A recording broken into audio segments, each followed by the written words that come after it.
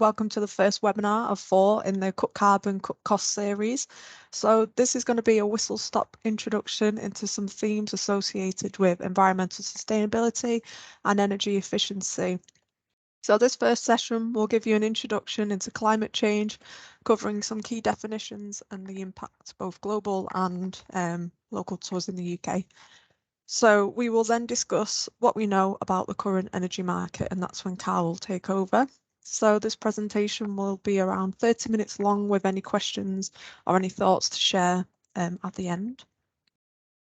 So in terms of housekeeping, video is optional, although it's preferred, especially if you are going to ask any questions. The session is being recorded, so I'm sure a copy will be sent over to you afterwards. Microphones to be muted, please, whilst we're just going through the presentation. But then again, if when you come to ask any questions, you're welcome to do that via the chat box or just shouting out to us. So the two presenters that are with us today is myself, Bex Bocock, and Carl Hurst. We're both sustainability and net zero advisors. In terms of what our services offer, we help businesses to minimise inefficiencies within their operations and quantify and reduce their carbon emissions. So we offer an on-site resource efficiency review and a one-to-one support to help identify opportunities and quantify costs and carbon savings. We can also help you calculate your carbon footprint and develop an action plan to improve. And we can also help you build business case for investment in low carbon technologies, so solar PV, and help you to develop an environmental strategy. We can support you to implement projects, find local suppliers of green technologies, and also access funding. So we'll move on to sort of the first part of this webinar. So what is climate change? So climate change is a large-scale, long-term shift in the planet's weather patterns and average temperatures. On the other hand, weather patterns are short-term atmospheric conditions. So human activities are causing man-made climate change, and we are currently seeing evidence of global warming due to increasing levels of greenhouse gases such as carbon dioxide in the atmosphere. So in fact, carbon dioxide levels are higher than at any time in the past 800,000 years. So as you can see from this graph here, between 1850 and the early 1900s, the temperature was fairly constant, but over the last 100 years or so, there is a clear increase in the global temperature. So the greenhouse effect. So this increase in global temperatures is down to the greenhouse effect. So if we take a look at this picture here, we can see that the electromagnetic radiation from the sun travels through space and enters our atmosphere. The Earth absorbs some of the radiation and warms up, and in our atmosphere we have greenhouse gases that absorb some of the infrared radiation, preventing it from escaping into space, and this actually keeps the planet warm. So we do actually need a layer of the greenhouse gases to maintain a livable temperature. So if we didn't, the world would not be habitable. But because of human activity, we've emitted such quantities of greenhouse gases that the greenhouse effect is escalating and it's having this negative impact, which is then in turn causing global warming and is causing more frequent extreme weather events such as flooding, droughts and heat waves. I'm sure you've all heard of CO2 because it's the most common greenhouse gas that we talk about. And this comes mostly from burning fossil fuels, but also from processes such as cement production. Methane, which is another greenhouse gas, is released from landfill sites and from livestock production. And nitrous oxide is released from agriculture, more specifically fertilizer and fossil fuels. And then your fluorinated gases are what you might find in your refrigerators, but also your aircon systems. So that's those fluorinated gases. So the environment encompasses air, land, water, and all living things. And there are many ways in which our activities can impact the environment. So releasing greenhouse gas emissions, we are seeing changes in the climate leading to increased temperatures and rainfall, more frequent fires and flooding. Changes in land use are resulting in the destruction of wildlife habitats, and then also our consumption of goods and need for energy is depleting natural resources. and our activities result in the production of pollution and waste.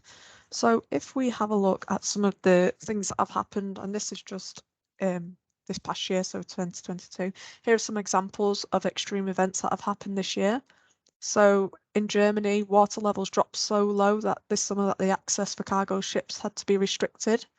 Whereas in Pakistan, disastrous floods caused deaths and displacement and destroyed buildings. There was the impacts of Hurricane Ian in Florida. And then finally, wildfires in Spain, whereby nearly 300,000 hectares across the country went up in flames. These are not the only disasters that happened this year. I just picked out 4, but there has been many, many other ones, some huge and, across the whole globe. So in terms of the UK, what does climate change look like to us? So what we expect to experience because of climate change is warmer and wetter winters, hotter and drier summers, and more frequent and intense weathers. But how will this actually impact us? So record-breaking temperatures, and which we all remember of this year, and the impacts that has on public health. There is also the increase of rainfall and risk of flooding. And all of those things have impacts on to name a few, biodiversity, crops, air quality, and then to add to all of these issues is the financial burden of adapting and reacting to climate change. I just wanted to pull out this this map here. I wanted to specifically look at how flooding is projected to impact the UK's coastline. So this comes from a source called Climate Central. And what they've done here, they've mapped out the land areas that are likely to be impacted by rising sea levels and increased flooding. So from this map, you can see that this is specifically looking at the northwest. And if we concentrate here on the areas coloured in red, we can see that a significant amount of land is projected to be below the annual flood level by 2050. And what this means is that your annual flood level means the water level at the shoreline that local coastal floods exceed on average once per year. So although this might not be where your business is based, you might want to think about, does it impact your overall business activities? Does it impact your suppliers? Does it impact your, people in your family, your friends? And if we move on to business benefits of taking action.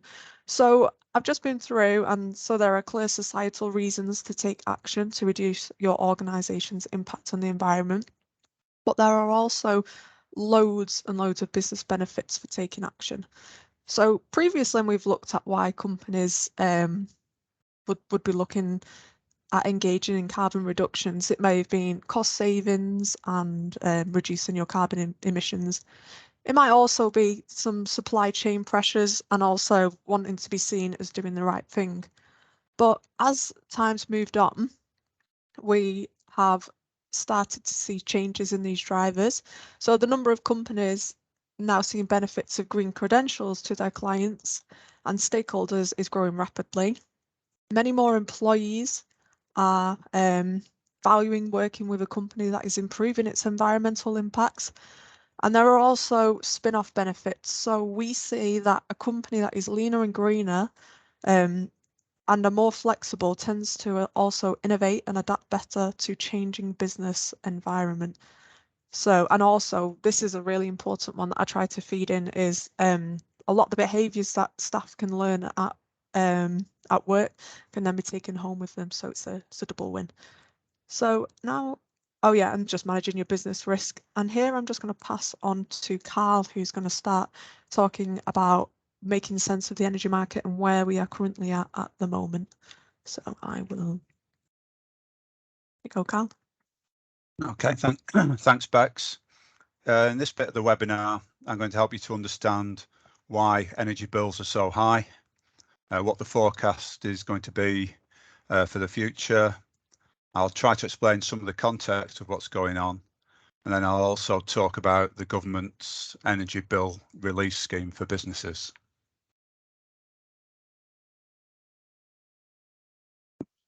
There we go. I'll start by talking about the energy trilemma between sustainability, affordability and security of energy supply. It's difficult to balance the competing demands. You can plan to have a sustainable and affordable electricity supply from renewables, but it's not so secure. For example, where does electricity come from on still dark days with no wind and little solar? Or you can have sustainability and security of supply, but affordability becomes a challenge. So this slide illustrates how the competing factors affect the market. In terms of sustainability, decarbonisation of the UK energy industry is still a high priority, especially following COP26 in Glasgow last year and the current COP27 in Egypt. Rishi Sunak showing it's still an important part of Great Britain's policy. The recent high wholesale prices and resulting high retail prices have brought concerns about energy affordability to the forefront. The economic recovery following COVID-19 pandemic, exacerbated by the war in Ukraine, have raised prices and hit vulnerable customers, increasing fuel poverty. The war in Ukraine has also raised energy security as a priority, with many European countries now looking to no longer be reliant on energy imports. The UK has interconnectors with France, Holland and Norway, and we also import liquefied natural gas from Qatar and the USA. Rapid decarbonisation and improved energy security are identified as key ways to reduce our reliance on volatile and high gas prices. Investment in renewables and energy storage is required, but how to do it without incurring further costs on the consumer. So it's difficult to balance the competing demands of this energy trilemma. This is the forecast for wholesale electricity prices for the next few years, compared with last year's average prices for summer and winter. Those are the two dotted lines at the bottom of the chart. These wholesale prices are in pounds per megawatt hour, so the £300 plus per megawatt hour equates to 30 pence per kilowatt hour in real money. We'll look at the other elements of the bill later. The high prices at the moment are due mainly to the reduction in volume of Russian gas supply in Europe due to the Ukraine war and sanctions. Gas is important as many countries, including the UK, have closed coal-fired power stations, and gas-fired stations currently fill the gap and set the wholesale prices. This has also been compounded by Germany closing nuclear plants, and half the French fleet of nuclear power stations are currently offline for maintenance and repair. Gas prices are expected to fall over the next 3 years, but will stay higher than in the past, as we rely more on imported liquefied natural gas. As more renewable generation comes online in the next few years, costs will reduce, but gas will still be needed to fill the gaps, as renewables are intermittent in nature. Further investment in energy storage capacity will help to balance the network going forward. Wholesale costs aren't expected to fall below 10 pence per kilowatt hour, as in the second half of the decade, electricity demand is expected to rise with increased electrification of the economy, for example, with more heat pumps and electric vehicles being used.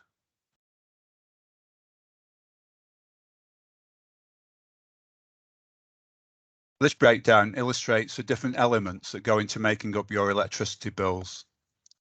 As you can see, the wholesale cost was historically around 50% of the total bill, but now it is over 80%. And the other costs include taxation and policy costs, such as climate change levy and feed-in tariff subsidies, and transmission and distribution network charges for moving electricity or gas from source to your business or home.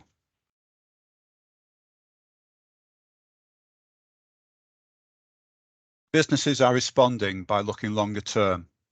Longer term supply contracts will mitigate risk. They are also looking at longer term energy efficiency projects and on-site generation. The higher costs have brought payback periods down.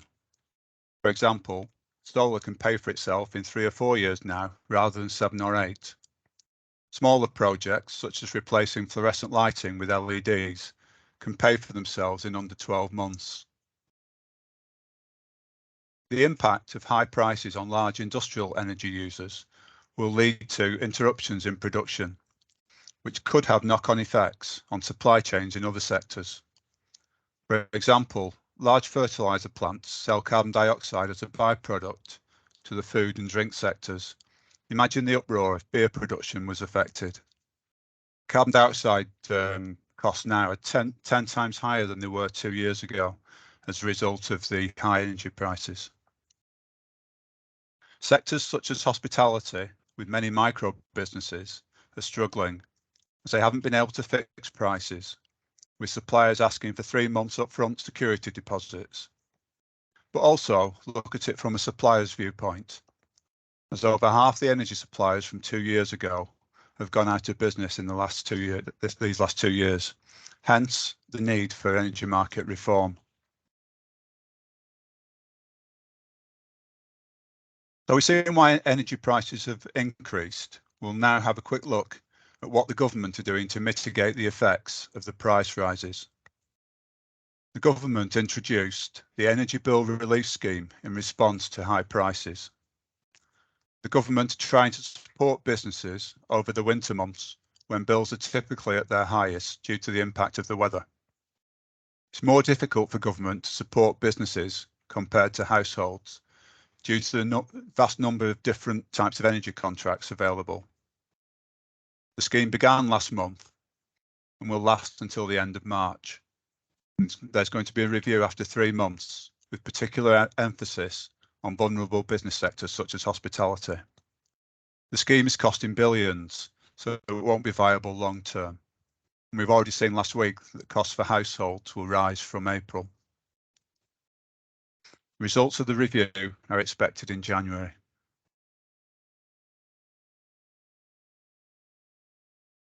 The Energy Bill Relief Scheme is available to large and small businesses, public sector, schools, hospitals, care homes, and the voluntary sector, charities and the like. It's trying to support all businesses impacted by the energy price rises. So those on fixed price deals agreed after the 1st of December 2021, when prices first rose sharply. Also those on out of contract rates. In fact, I've seen some of those at £1.20 per kilowatt hour for electricity recently. Variable tariff rates and flexible purchase arrangements are also covered.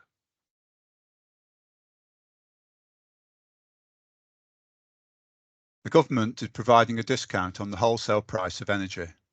You will still have to pay the other elements that I mentioned earlier, such as transmission and distribution costs. The electricity price is set at £211 per megawatt hour, or 21.1 pence per kilowatt hour. With other costs, it will take it up to around 30 pence per kilowatt hour on your bills, about double last year's price. And to put this into perspective, the forecast price of electricity was expected to exceed 60 pence per kilowatt hour. Similarly, for gas, the cap on wholesale price is set at 7.5 pence per kilowatt hour, against a forecast of 18 pence. Now, these prices are still high, but without the support scheme, they would be much higher.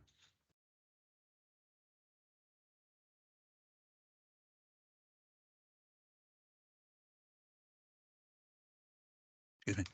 I put this slide in to emphasise again that the cap is only on the wholesale cost. Check that your bills are accurate to make sure you benefit from the price cap. Most businesses should have smart meters. If you don't, then provide your supplier with meter readings. Don't overpay. The same applies at home. Most businesses pay 20% VAT unless you qualify for a reduced rate of 5%. That's charities and very small energy users. Transmission and distribution charges, TUOS and GEOS, they charge for the use of systems and to maintain the network infrastructure. Many businesses pay authorised supply capacity charges as part of their distribution use of system costs. Make sure you're only paying for the capacity that you really need.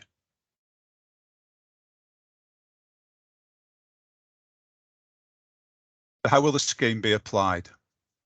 For fixed price contracts, it applies to all contracts agreed from the 1st of December 2021.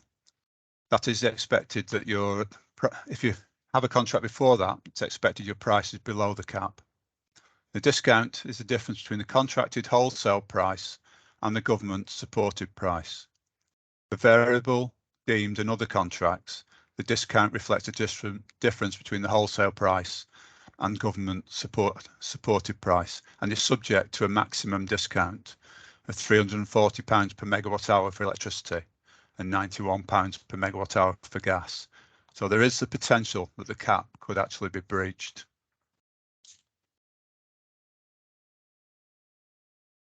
How do you get the reduction? It's automatically applied by the supplier.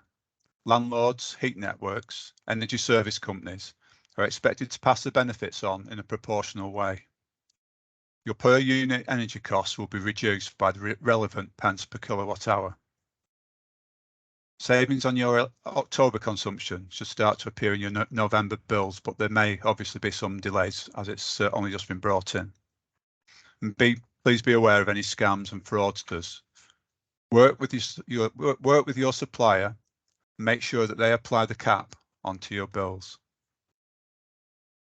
As we discussed earlier, prices will remain high going forward, so I would encourage you to make the most of the next few months to reduce the amount of energy that you actually use. This is the best way to keep your bills low and reduce your impact on the environment. Has anybody got any questions?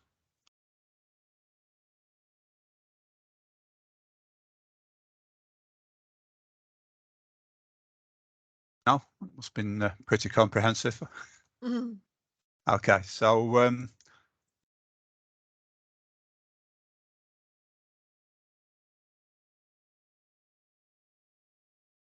struggling to move on to the next slide. Oh, there we go. Okay, so that's it for this session. Slides will be made available to you, and the next session of this programme will take place on Thursday afternoon. So I hope you can all join us then. Thanks very much for listening and enjoy the rest of the day. Yeah, there will be a recording available. Thank you, everyone.